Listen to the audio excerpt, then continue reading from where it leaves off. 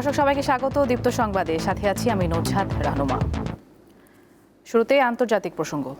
অবশেষে ইরানের বিরুদ্ধে যুদ্ধবিরতির ঘোষণা দিয়েছে যুক্তরাষ্ট্র। সামাজিক যোগাযোগ মাধ্যম ট্রুথ সোশ্যালে ডোনাল্ড ট্রাম্প জানান, পাকিস্তানের প্রধানমন্ত্রী ও সেনাপ্রধানের বিশেষ অনুরোধে ইরানের ওপর পূর্ব নির্ধারিত বিধ্বংসী হামলা 2 সপ্তাহের জন্য স্থগিতে তিনি রাজি হয়েছেন। তবে এই স্থগিতাদেশের প্রধান শর্ত হচ্ছে ইরানকে অবিলম্বে এবং সম্পূর্ণ নিরাপদভাবে হরমুজ প্রণালী জাহাজ চলাচলের জন্য উন্মুক্ত করে দিতে হবে। যুক্তরাষ্ট্রের প্রেসিডেন্টের এমন খবর প্রকাশের পর আনুষ্ঠানিক বিবৃতি দিয়েছে ইসরায়েলের প্রধানমন্ত্রীর দপ্তর। এতে বলা হয়, ট্রাম্পের এমন সিদ্ধান্তের সায় রয়েছে ইসরায়েলের প্রধানমন্ত্রী বেনিয়ামিন নেতানিয়াহুর। তবে 2 সপ্তাহের এই যুদ্ধবিরতিতে লেবানন অন্তর্ভুক্ত থাকবে না বলেও বিবৃতিতে জানানো হয়। প্রতিক্রিয়া জানিয়েছে ইরানও। দেশটির পররাষ্ট্রমন্ত্রী এক বিবৃতিতে জানান, যুক্তরাষ্ট্র ও পাকিস্তানের অনুরোধ এবং আলোচনার প্রস্তাবের ভিত্তিতে ইরানের সশস্ত্র বাহিনী প্রতিরক্ষা অভিযান স্থগিত রাখবে।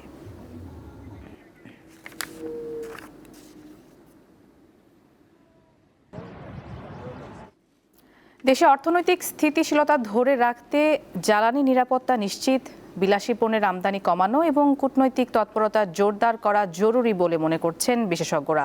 এছাড়া হোম অফিস, জ্বালানি সাশ্রয়ী যন্ত্রপাতির ব্যবহার বৃদ্ধি, অফিস আদালতে নির্ধারিত কর্মঘণ্টার সর্বোত্তম ব্যবহার ও জ্বালানি ব্যবহারে দক্ষ ব্যবস্থাপনা সহ নানামুখী উদ্যোগ নেওয়ার পরামর্শ দিয়েছেন অর্থনীতিবিদরা।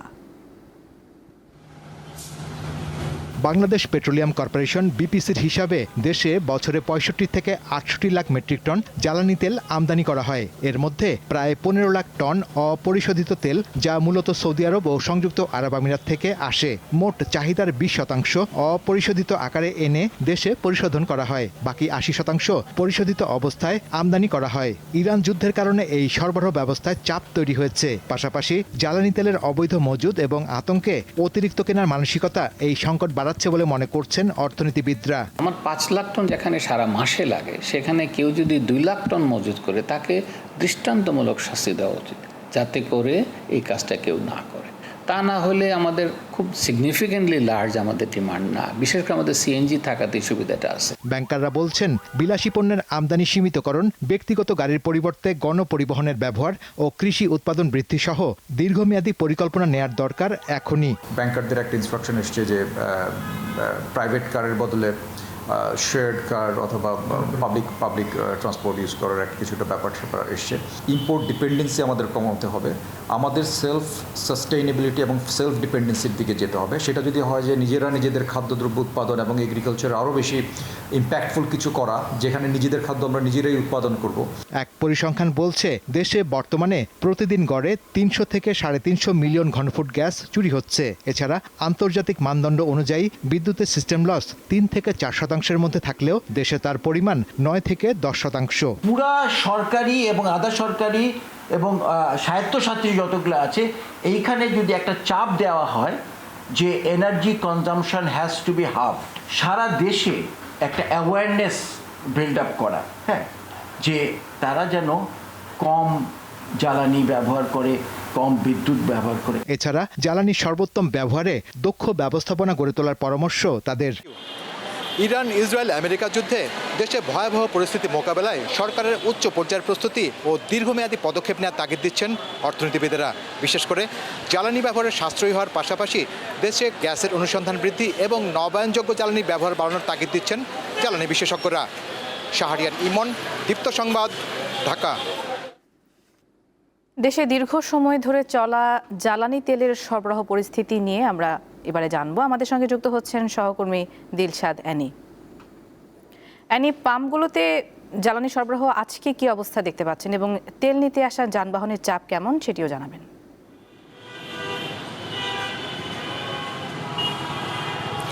আমি আজকে এসেছি রমনা যে পেট্রোল পাম্পটি আছে, সেই পেট্রোল পাম্পে এসেছি এখানকার পরিস্থিতি জানতে। তো এর আগে মহাখালী, 7 রাস্তা এবং তেজগাঁর যে পেট্রোল পাম্পগুলো আছে, সেই পাম্পগুলোতে তেল সরবরাহ বন্ধ রয়েছে। কিন্তু এই রমনা যে পেট্রোল পাম্প আছে, এই পেট্রোল পাম্পে তেল সরবরাহ করা হচ্ছে। আমরা দেখেছি মোটর সাইকেল কয়েক ঘন্টা লাইন ধরে তেল সরবরাহ, তারা তেল নিতে পারছেন, যারা গ্রাহক আছেন তারা তেল নিতে পারছেন। কিন্তু সেই দীর্ঘ লাইন আমরা দেখেছি যার কোনো পরিবর্তন হয়নি। সে দীর্ঘ লাইন ধরে ঘন্টার পর ঘন্টা লাইন ধরেই চালক যারা আছেন তারা তেল নিচ্ছেন। আর অনেকে আমরা দেখেছি, গাড়ির কথা যদি বলি, গাড়িতে তেল সরবরাহ মাত্র শুরু হয়েছে।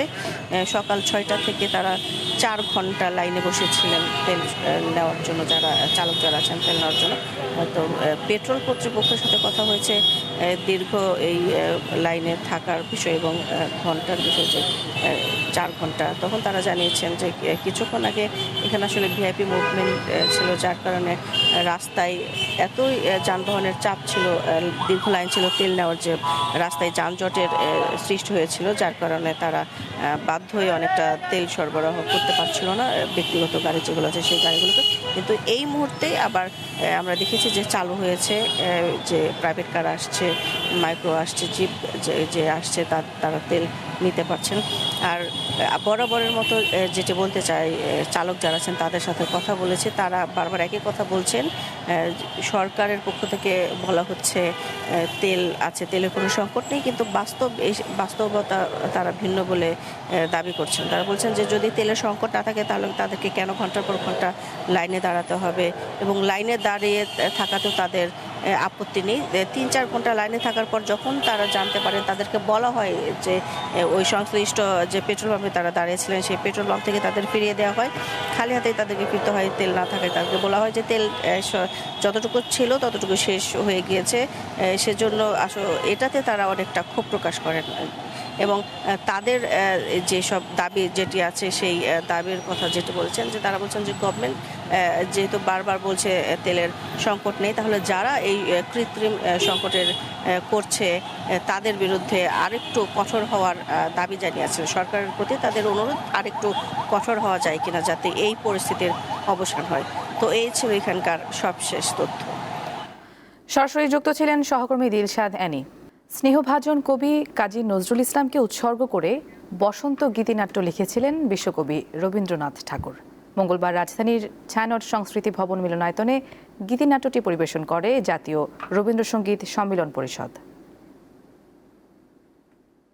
বাংলাদেশের জাতীয় কবি কাজী নজরুল ইসলাম কারাগারে থাকা অবস্থায় তাকে উৎসর্গ করে 1923 সালে গীতিনাট্য বসন্ত রচনা করেন বিশ্বকবি রবীন্দ্রনাথ ঠাকুর।